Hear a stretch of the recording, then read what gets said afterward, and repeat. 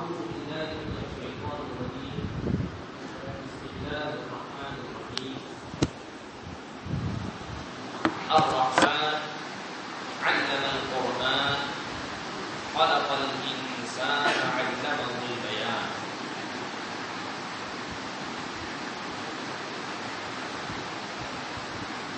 وقال الله تبارك وتعالى في كلامه المجيد والقرآن الحميد: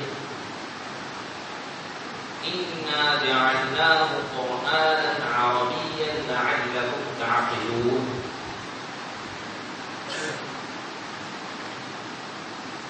وقال النبي صلى الله عليه وسلم: إن من البيان لسحرا وإن من البيان لحكمة. وقال النبي صلى الله عليه وسلم: أحب العرب لثلاث: لأني عربي والقرآن عربي ولسان أهل الجنة عربي، أو كما قال عليه الصلاة والسلام: صدق الله العظيم وصدق رسوله النبي الكريم ونحن على ذلك لمن الشاهدين والشاكرين والحمد لله رب العالمين.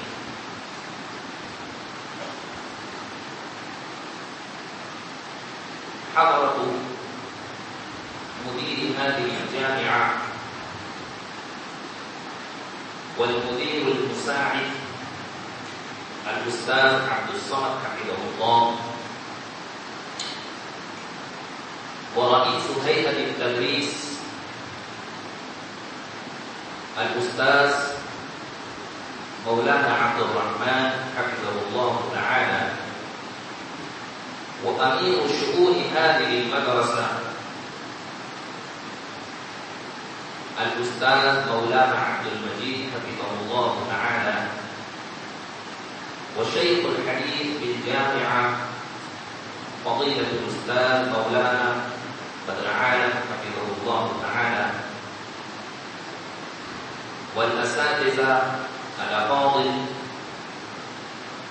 وإخواني الطلبة،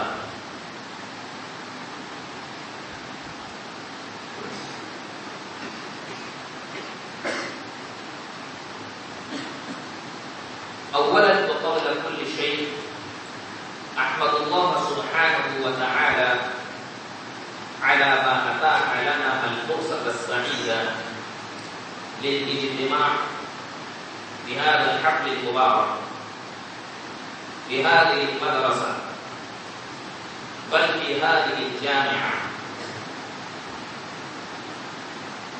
هذه الجامعة التي أسست على التقوى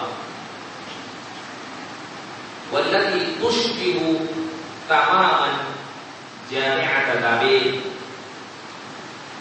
تشبه ظاهرا وباطنا، تشبه جامعة بابل قلبا وقالبا، تشبه جامعة بابل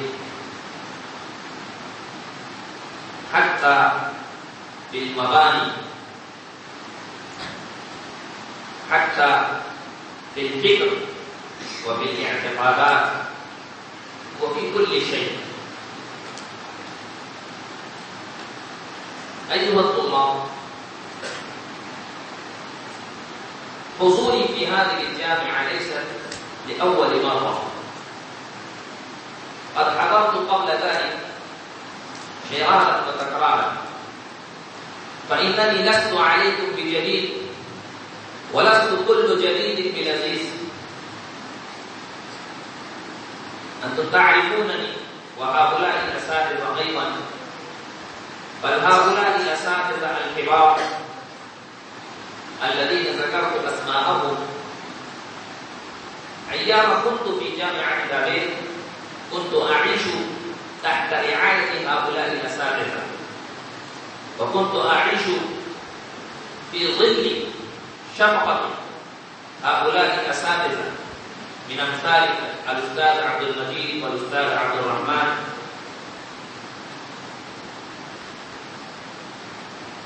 وكان من المقرر أن نصل إلى هذه الجامعة ظهر الأمس، إلا أننا قد اختطفنا في الطريق، وقد وصلنا إلى مدرسة أخرى، وهي أيضا مدرسة كبيرة ومدرسة حبيبة ومحببة عندنا، أنتم تعرفون، وهي جامعة الشيولي. فقد ذهبنا إليها وشاركنا هناك حفلة كحفلة هذه كما عقدتم، وثم وصلنا مساء الأمس كما أنتم تعرفون. إخواني الطلبة، إنني حضرت إليكم واستمعت إلى خطباتكم باللغة الكردية وباللغة العربية أيضا.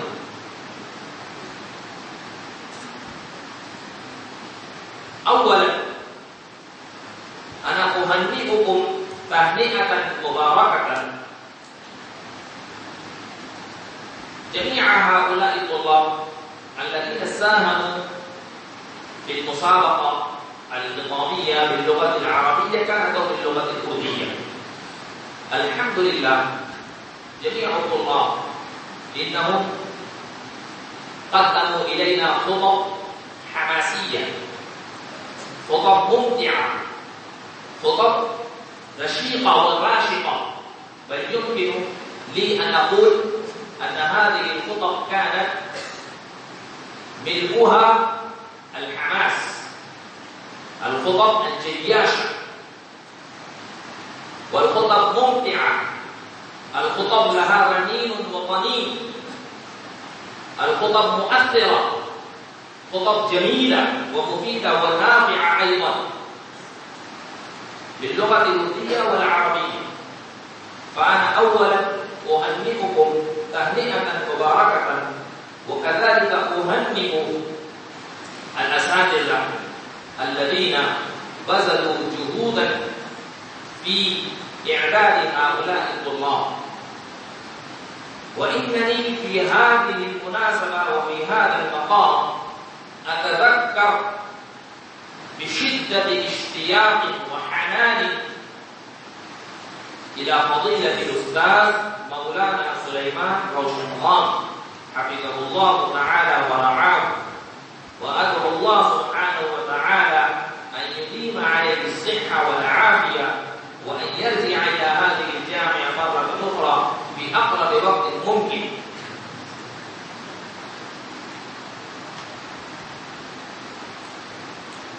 أنا أعرف جيدا إن جمعيتكم النادي العربي أو ما تسمون المكتبة الفصيحة باللغة العربية، هذه الجمعية قد عقدت في قبل سنتين أو قبل 3 سنوات، وفي هذه المدة في هذه الفترة القليلة الحمد لله بدأ الطلاب يلقون الخطب أو الخطب الجيدة وممتازة. أما الخطب الكردية فلا بأس فيها، وهذه الخطب أيضا إنني دهشت وتحيرت عندما استمعت إلى هذه الخطب باللغة الكردية. جميع الطلاب قاموا وخطبوا بكل استقامة وبكل خوف، وهذا نجاح كبير بالنسبة لهؤلاء الطلاب الصغار، لأن القيام أمام المذياع وأمام هؤلاء الأساتذة وأمام هؤلاء الطلاب ليس أمر هين وليس أمر صغير، بل القيام فقط أمام المذياع أمر كبير جدا.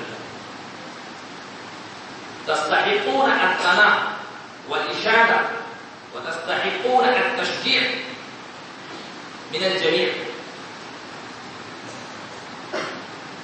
الآن أريد أن أسترعي انتباهكم إلى الأمر وهو مهم جدا، والأمر يمكن لبعض الطلاب أنه يتفكر إننا قد اضطررنا لإلقاء الخطب في جمعية النادي العربي، وهذا مصيبة علينا. يمكن أن يتفكر البعض، لكن لماذا أقيمت لكم جمعية طلابية عربية؟ ولماذا اضطررتم إلى إلقاء الخطب باللغة العربية؟ ما هو السبب وراء ذلك؟ تعرفون؟ إلقاء الخطب باللغة الكردية لها أهمية أنتم تعرفونها وتعتقدونها، لكن ما هي الفائدة لإلقاء الخطب باللغة العربية؟ يمكن لبعض الطلاب أنه يعتبر هذا العمل مصيبة عليه، لكن أنا أقول لكم أيها الطلاب، إلقاء الخطب باللغة العربية لها سبب، بل أسباب كثيرة ومهمة جدا. منها الإتقان باللغة العربية نطقا وخطابة وتحدثا. هذا هو المطلوب لكي نتمرن على التكلم باللغة العربية ونتدرب على الكتابة فيها. لماذا؟ هناك ينشأ السؤال: لماذا نحن نحتاج إلى تعلم اللغة العربية نطقا وكتابة وخطابة؟ ما هي الحاجة؟ لو أن الطلاب أو أن طالب واحد لا يستطيع أن يتكلم بالعربية ولا يستطيع أن يكتب فيها، فهل ينقص فيه شيء؟ أنا أقول لكم نعم. لو أن طالب لا يقدر على التكلم باللغة العربية أو لا يجيد اللغة العربية نطقا وكتابة، فهو عالم صغير وضعيف وضئيل.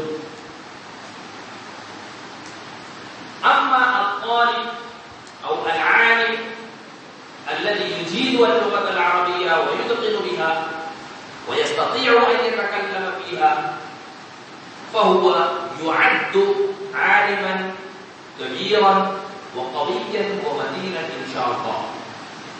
لماذا؟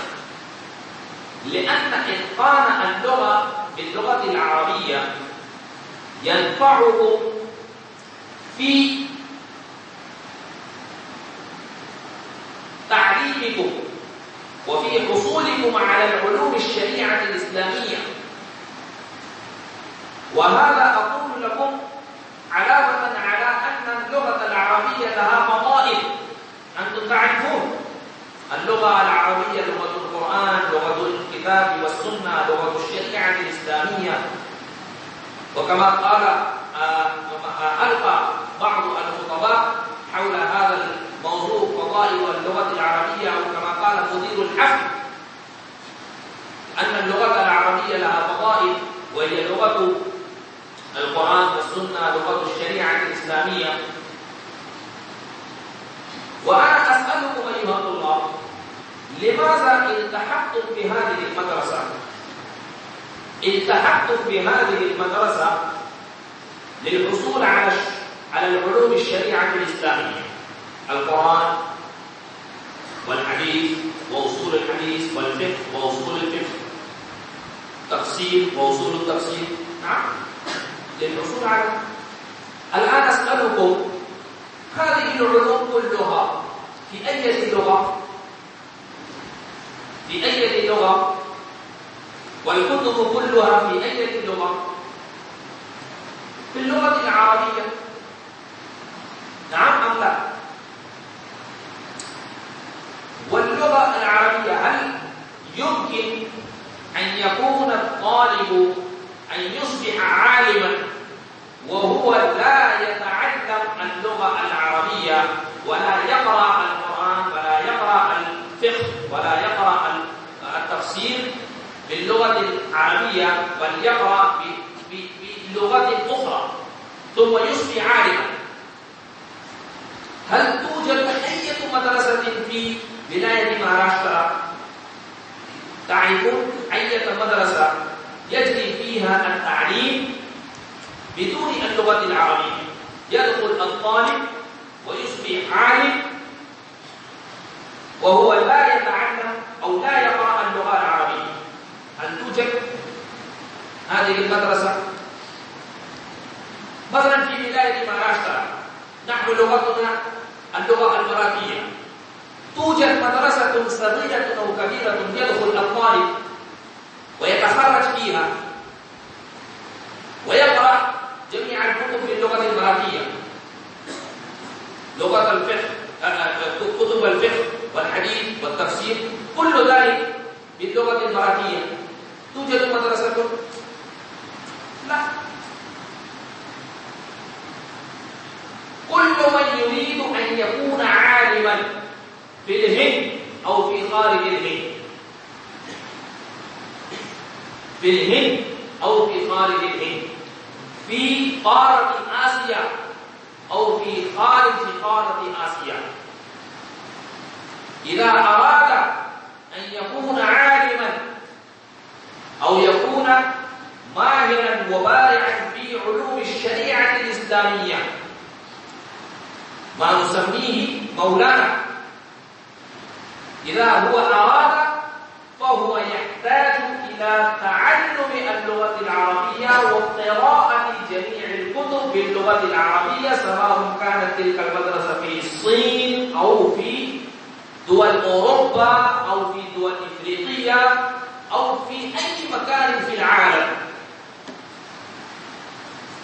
اذهب إلى الصين مثلا، تجد هناك مدرسة وتدخل والتقي بالطالب واسأل ماذا تقرأ يا طالب؟ ويقول أنا أقرأ هداية في الفقه، ويقول أنا أقرأ مشكاة في الحديث، أو فاسأل ثانيا بأي لغة تقرأ هذا الفقه، هداية أو نور الإسراء أو القدوري، بأي لغة؟ هو يقول باللغة العربية. لماذا هو لا يقرأ باللغة الصينية؟ لماذا هو لا يقرأ باللغة الإنجليزية؟ نعم، الأستاذ يترجم العبارة باللغة الصينية والإنجليزية والفرنسية وغير ذلك، لكن الكتاب أمامه بأي لغة؟ باللغة العربية، كما أننا الكتاب أمامنا باللغة العربية والأستاذ يترجم باللغة الكردية. لكن هل استخلصنا أو تخلصنا من قراءة العربية؟ لا، ما تخلصنا، احتجنا، اضطررنا أم لا؟ إذا أراد الطالب أنا لا أتعلم اللغة العربية، أنا أصبح عالما في قراءة اللغة المراكية بالأردية فقط، فهل هؤلاء الأساتذة يعطونه الشهادة، شهادة العالم، شهادة الفضيلة، شهادة المفتي؟ اسألوا المدير هل أنت تعطي الشهادة؟ ولا يقول لا. ولو قرأ كتبا كثيرا أكثر من الكتب التي هي في المقررات في هذه المدرسة، لو قرأ أكثر من ذلك ولكن لا يعطيه، لأنه لماذا؟ لأنه لم يقرأ باللغة العربية، هو قرأ باللغة المراتية بالأردنية بالإنجليزية وما إلى ذلك. فنحن احتجنا لتعليم وتعلم اللغة العربية. أما السبب فالآن نحن إذا احتجنا فما هو الواجب علينا؟ علينا أن نتقن باللغة العربية،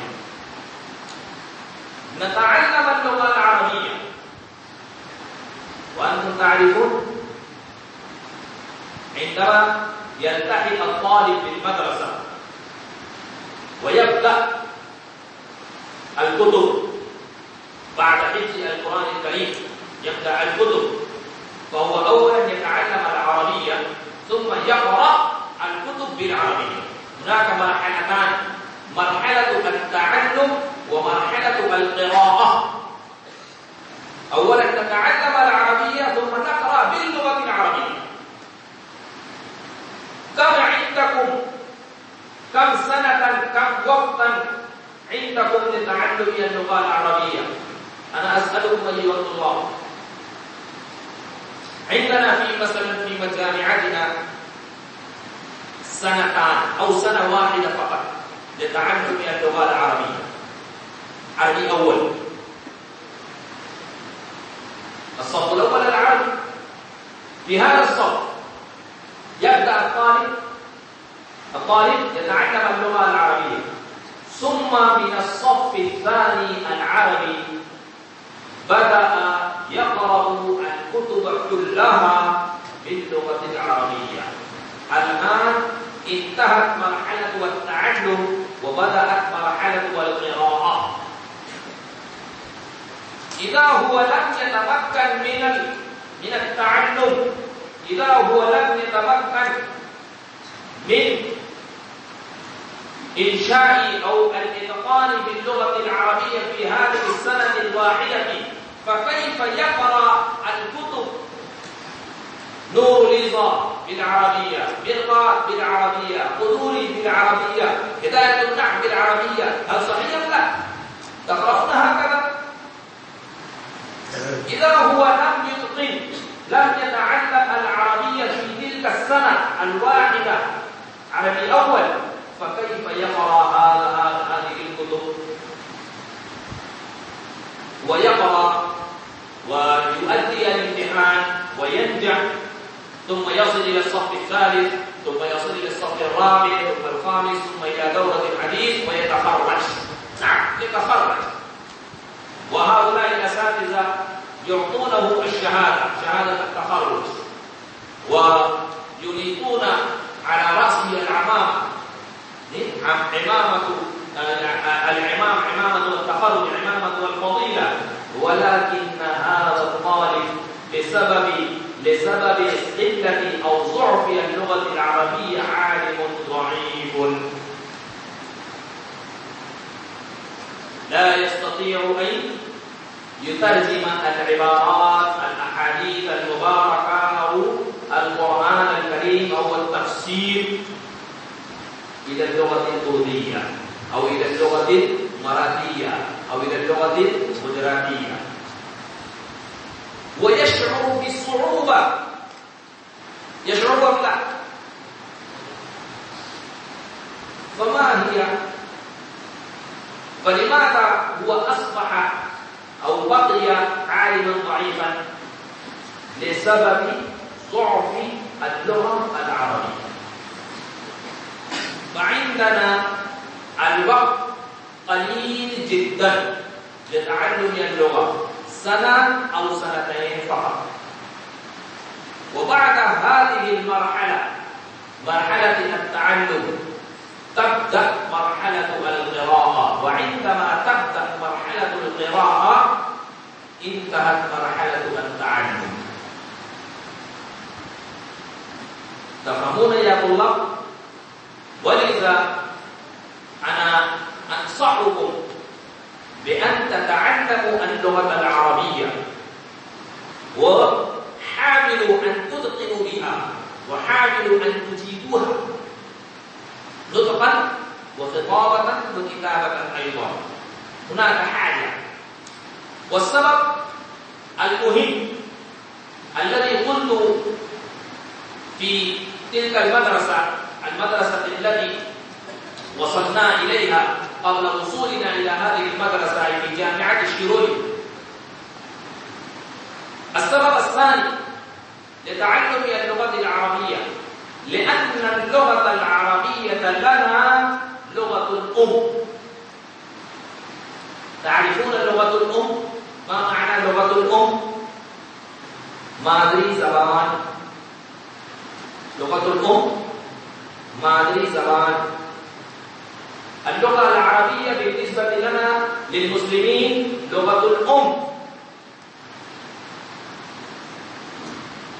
فهل ينشأ السؤال في ذهنك كيف اللغة العربية لنا لغة الأم ونحن قد ولدنا في العلم؟ ماذا تقول يا شيخ، يا أستاذ، يا خطيب؟ يمكن أن ينشأ السؤال في ذهنك. نعم. وهكذا نشأ السؤال عندنا عندما استمعنا إلى هذا الكلام من الأستاذ مولانا سلمان بن نوري حفظه الله تعالى، أستاذ الحديث والتفسير في دار العلوم ديوبند، حينما زار إحدى المدارس في ولاية الجراء. وقد عقدنا حفلة هكذا كما عقدتم الحفلة باللغة العربية، حفلة النادي العربي، حفلة الافتتاحية كانت أو الحفلة السنوية، أنا لم أتذكر ولكن حضر. فلما جلس على الكرسي وجه إلينا السؤال: أيها الطلاب، ما هي لغتكم الأم؟ تمہاری مادری زبان کیا ہے؟ فقال بعض منا لغتي الأم هي الغجراتية، وقال بعض منا لغتي الأم هي المراكية، وقال بعض لغتي الأم هي الأردية. فقال: نعم، ولكن أقول لكم لغتكم الأم اللغة العربية. تفكرنا ماذا يقول هذا الشيء؟ كيف لغتنا اللغة العربية؟ فقال: أنا أعطيكم الدليل من القرآن الكريم. فدهشنا. فقال: أنا أعطيكم الدليل من القرآن الكريم. فقرأ آية كريمة قال: يقول الله سبحانه وتعالى: النبي أولى بالمؤمنين من أنفسهم وأزواجه أمهاتهم. قرأ هذه الآية الكريمة، وبهذه الآية استخرج الدليل. كيف؟ النبي أولى بالمؤمنين من أنفسهم، نعم، وأزواجه أمهاتهم. أزواج النبي صلى الله عليه وسلم أمهات المؤمنين جميعا. نعم، تسلمون له. زوجات النبي صلى الله عليه وسلم أمهات المؤمنين. ولغة الأم أي مادری زبان نسبة إلى الأم.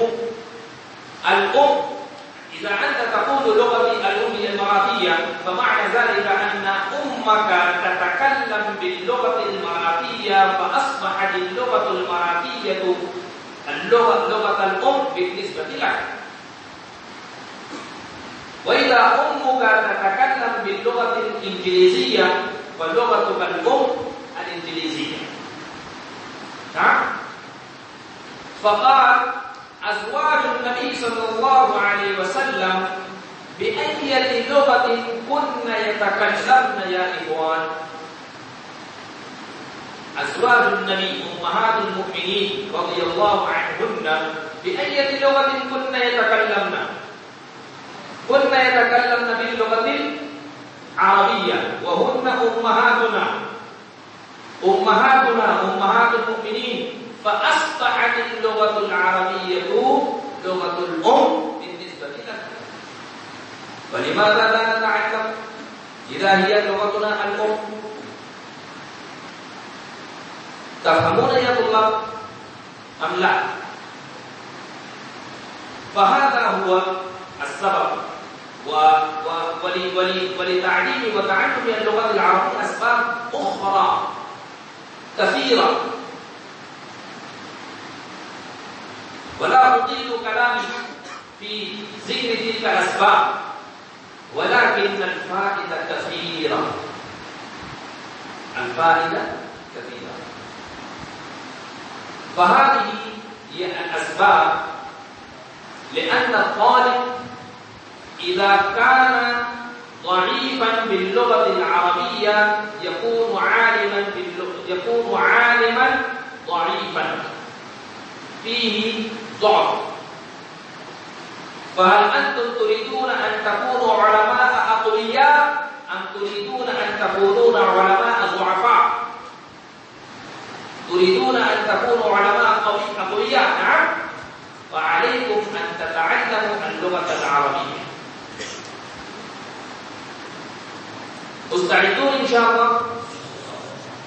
بصوت خفيف أنتم تقولون، قولوا بصوت عالي حتى يسمع جميع هؤلاء الأساتذة إن شاء الله.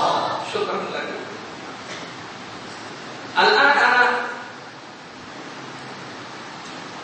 أرجع إلى اللغة الكردية لو أنتم سامعتموني.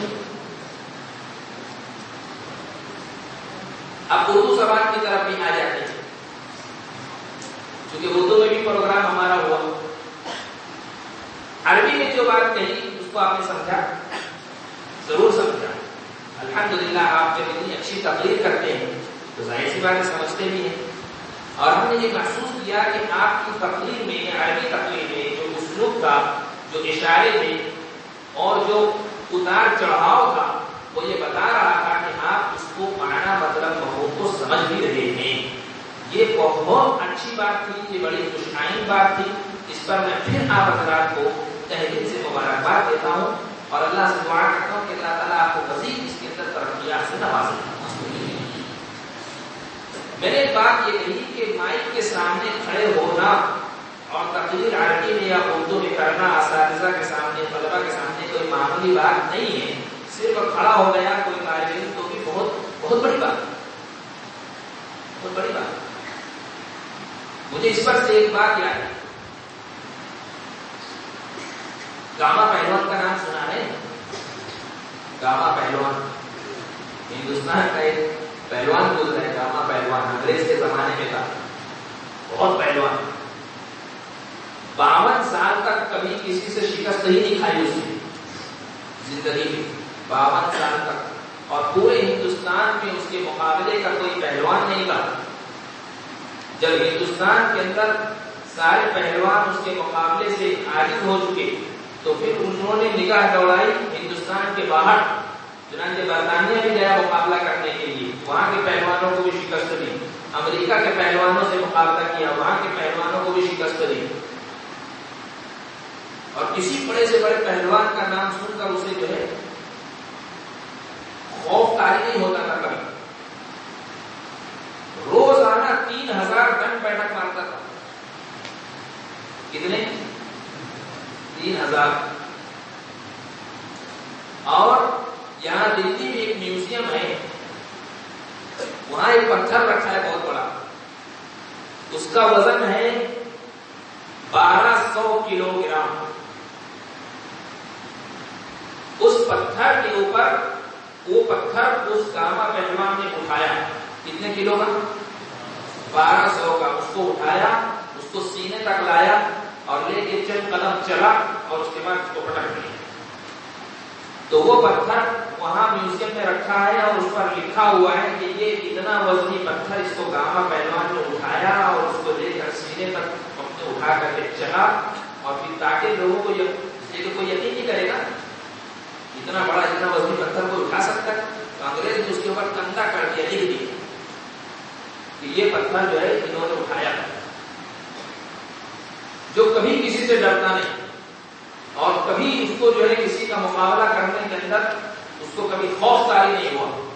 ایک مرتبہ دنگل میں جب وہ جیت کر کے آیا تو محلے کے لوگوں نے اور وہاں علاقے کے لوگوں نے ان کے اعزاز میں اور استقبال میں ایک پروگرام کیا. کہ ہم جو ہے گاما پہلوان صاحب فاتح ہو کر کے آئیں تو ہم ان کا استقبال کریں گے. چنانچہ پروگرام کیا اور ادھر ادھر کی تقریریں بھی فلاں کو بلایا, انہوں نے جو ہے پہلوانی کے فضائل بیان کی. آخر میں نام پکارا کہ اب ہم گاما پہلوان سے گزارش کرتے ہیں کہ مائک پر تشریف لائیں اور کچھ باتیں ارشاد فرمائیں. اب جو گاما پہلوان مائک پر آئے تو ٹھنڈی کا موسم ہونے کے باوجود پسینے سے شرابو اور پاؤں تھر تھرا رہے, تھر تھر کانپ رہے. اب کچھ بول ہی نہیں رہا, مائک پہ کھڑا ہو کھڑا ہے. اب پیچھے سے جو لوگ بیٹھے ہیں گاما پہلوان بولو, گاما پہلوان بولو, ان کو حوصلہ دلا رہے, کچھ بولنے نہیں پا رہا. کافی دیر کے بعد گاما پہلوان نے اپنے آپ کے اوپر قابو پایا, پسینہ وغیرہ صاف کیا اور اس کے بعد اپنی آرسی چڑھا کر کے ایسے ہاتھ اٹھایا ہے نا, اور کہا بھائیو روزانہ ورزش کیا کرو, پہلوانی کیا کرو. اتنا بول کے چلا.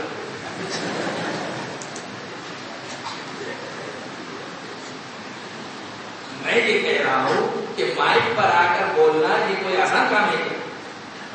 گاما پہلوان کے پاؤں تھر تھرا جاتے, پسینہ چھوٹ جاتا ہے. تو ایسی صورتحال میں آپ طلبا کا یہاں پر آنا, اتنے شاندار اسلوب میں تقریر کرنا اور اس کو جو ہے ماشاءاللہ اردو میں بھی اور عربی میں بھی, تو یہ بہت زیادہ قابل مبارکباد ہے.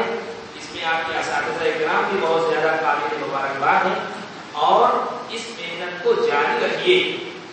اس میں ذرہ برابر کمی نہ آنے دیجیے, اردو میں بھی اور عربی میں بھی.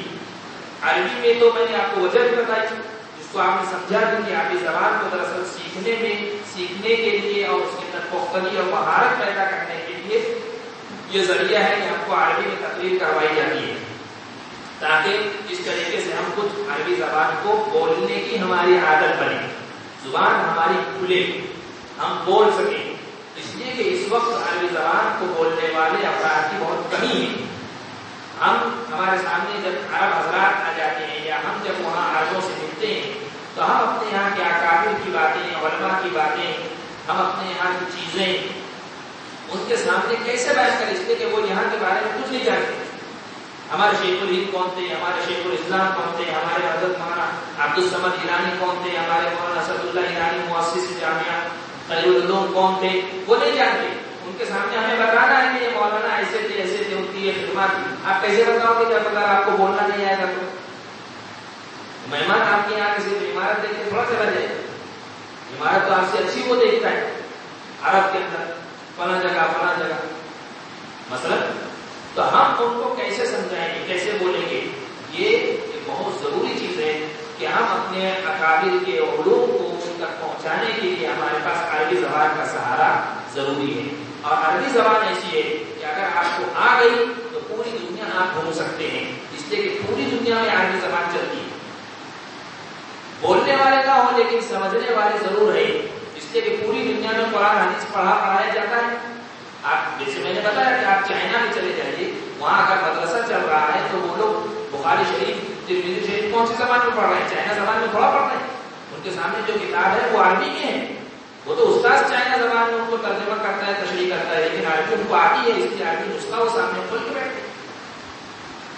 کوئی مدرسہ آپ کو ایسا نہیں ملے گا جہاں مثلاً مہاراشٹر کے اندر کہ صرف مراٹھی میں پڑھا کر کے ان کو عالم بنا دیا جاتا ہو, یا صرف اردو میں پڑھا کر عالم بنا دیا جاتا ہو, صرف اردو کتاب پڑھا کر عالم بنا دیا جاتا ہو, ایسا آپ کو کوئی مدرسہ نہیں ملے گا. عربی تو پڑھنا ہی پڑتا ہے, تو بھائی جب پڑھنا ہی ہے تو مضبوط پڑھ لیں گے, تو اس کی وجہ سے پختگی آ جائے گی, مضبوط جو ہے ہم عالم بنیں گے. تو یہ جو ہے وجوہات ہیں, اس کے علاوہ بھی بہت سی وجوہات ہیں. تو ایک تو بات یہ ہے کہ ہمیں عربی زبان کے اندر محنت کرنا ہے, اس سے علم ہمارا مضبوط ہوگا. جب علم ہمارا مضبوط ہوگا, قرآن کو, حدیث کو, تفسیر کو ہم اچھی طرح سمجھنے والے ہوں گے. تو جب ہم کو مثلاً مفتی بننا ہے, دارالفتہ میں ہم گئے, تو اب ہم کو عربی کتابوں سے کس طریقے سے مسائل اخذ کرنا ہے, کیسے مسائل کو ہمیں نکالنا ہے, احادیث مبارکہ سے کیسے ہمیں دلائل اخذ کرنا ہے, یہ ہم کو آئے گا. اور نہیں تو ہمیں عربی کمزور ہونے کی وجہ سے ہم عبارت ہی حل نہیں کرنے پائیں گے. عبارت کو سمجھنے نہیں پائیں گے تو ہم مسائل کو کیسے نکالیں گے، ہم امت کی رہنمائی کیسے کریں گے، ہے نا؟ تو یہ کچھ مقاصد جو بہت موٹے موٹے ہیں اور ان کے علاوہ بھی بہت سارے ہیں۔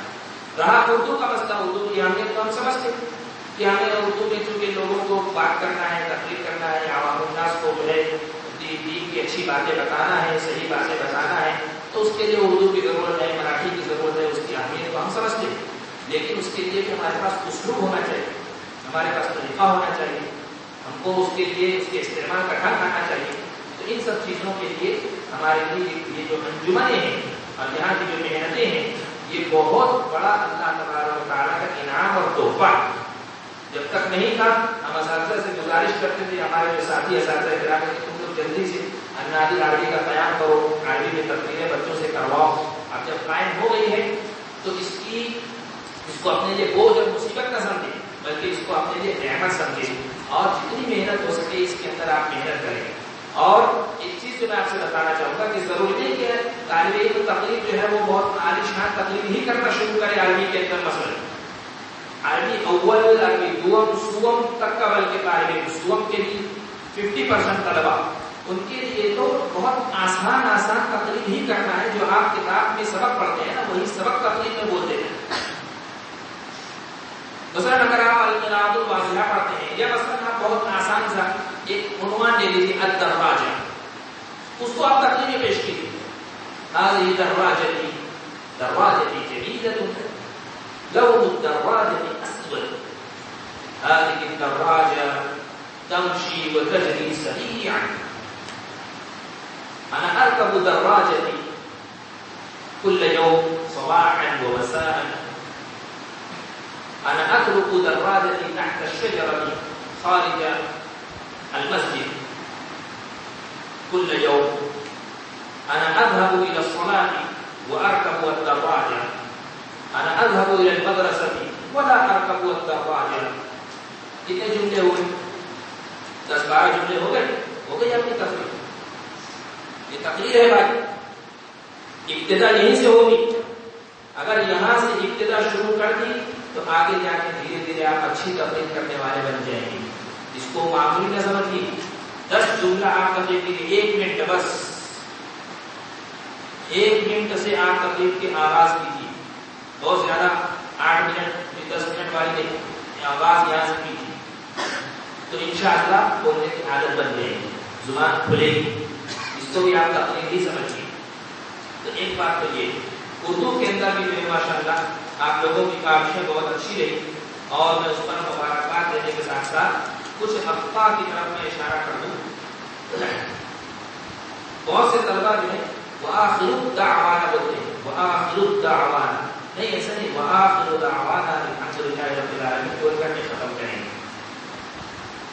بعض غلطیاں اس طریقے سے تھی، مثلا جیسے میں نے تو نوٹ بہت سارے کی تھی لیکن سب نہیں بتا سکتے، مناسب نہیں، اچھا بھی نہیں لگتا کہ مثلا نام کے اندر موسیٰ بن نصیر نہیں ہے بلکہ موسیٰ بن نصیر ہے۔ اسی طریقے سے جو ہے لفظ کی جرأت حاصل کر رہا ہوں، نہیں بلکہ لفظ کر رہا ہوں یا جرأت کر رہا ہوں۔ بعض جگہ واو وغیرہ کا اضافہ کر دیتے ہیں، اضافہ کے بجائے مثلا ایک ہو جائے تو بن سکتے ہیں خورشید مبین۔ اب وہاں خورشید و مبین نہیں بولے، خورشید اور مبین دو چیز نہیں، خورشید و مبین، خورشید مبین۔ یہ چھوٹی چھوٹی بہت معمولی سی غلطی ہے، لیکن اس کی طرف دھیان دینا ضروری ہے، ورنہ یہ پھر بڑھتی چلی جائے گی، ہم سمجھیں گے کہ ہم بہت اچھی تقریر، صحیح تقریر کر رہے ہیں۔ تو بعض جگہ جہاں باہر تقریروں کا مسابقہ مقابلہ ہوتا ہے نا، بعض جگہ بہت سارے مدارس کی طلبہ کو ایک ساتھ جوڑ کر کے، تو وہاں بہت باریک باریک چیزوں کا نمبرات کا جو ہے خیال رکھا جاتا ہے۔ اب ہم سمجھیں گے کہ میں نے بڑی اچھی تقریر کی اور ان چھوٹی چھوٹی غلطیوں کی وجہ سے ہمارے نمبرات کٹ گئے، اور کٹ جائیں گے ہم سوچیں گے کہ ہمارے ساتھ ناانصافی ہوئی، ایسا نہیں ہے۔ اور خیر وہ انصافی ناانصافی کی بات چھوڑو، جو صحیح چیز ہے وہ ہمیں سیکھنا ہے۔ تو اس طریقے کی بہت سی چیزیں ہیں۔ اچھا، موضوعات بھی ماشاءاللہ آپ کے بہت اچھے تھے۔ ایک چیز کی طرف میں توجہ دلانا چاہتا ہوں کہ طلبا کو فروعات میں تقسیم کر دینا چاہیے۔ اردو دینیات سے لے کر دورے تک کے سب یکساں کیٹیگری کے اندر ہے، تو یہ چیز تھوڑی سی انوکھی لگی۔ ان کو درجات میں تقسیم کر دینا چاہیے کہ اردو دینیات، فارسی، عربی اول کی ایک کیٹیگری، ایک پارا، اس کے بعد دوم سوم کو لے لیا، ان کی ایک پارا، اور پھر اوپر والوں کی ایک پارا۔ تو اس میں جو ہے اس لیے کہ جو طالب علم پنجم میں ہے اور جو طالب علم ابھی عربی اول میں ہے، اس کو تو بہت کم موقع ملا ہے ابھی تقریر کرنے کا، اس کو تو کئی سال مل چکے موقع تقریر کرنے کے، مثلا یا وہ چیزوں کو پڑھ چکا، تو دونوں میں فرق ہے، اس لیے کیٹیگری ہو جانی چاہیے۔ تقریر کے جو موضوعات ہیں اس کے اندر تنوع کی اور بھی جو ہے ضرورت ہے، اضافے کی بھی ضرورت ہے۔ اس کے لیے میں انشاءاللہ کابل میں جو ہمارے یہاں تقریر صاحب تقریر ہوتی ہے، جو موضوعات ہوتے ہیں اس کو ہم لوگ مرتب کر لیتے ہیں، تو وہ موضوعات کی فہرست میں انشاءاللہ یہ احسان کر دوں گا حضرت محترم صاحب کو، تو آپ کو جو ہے مل جائے گا کہ ہمیں اور کن کن موضوعات پر تقریر کرنی چاہیے یا جو ہے کی جا سکتی ہے، تو اس کا بھی خیال رکھا جائے گا انشاءاللہ۔ اتنی باتیں کہنے کے بعد اب میں سمجھتا ہوں کہ شاید میں نے بہت زیادہ باتیں کر لی، اور معافی چاہتے ہوئے میں آپ سے رخصت لیتا ہوں۔ اللہ تبارک و تعالیٰ سے دعا ہے کہ جو اچھی باتیں کہی گئی ہوں اللہ تعالیٰ اس پر عمل کرنے کے لیے توفیق عطا فرمائے، جو غلط باتیں آ رہی ہوں اللہ تعالیٰ اسے معاف فرمائے اور اس کو ہمارے ذہنوں سے محفوظ فرمائے۔ وآخر دعوانا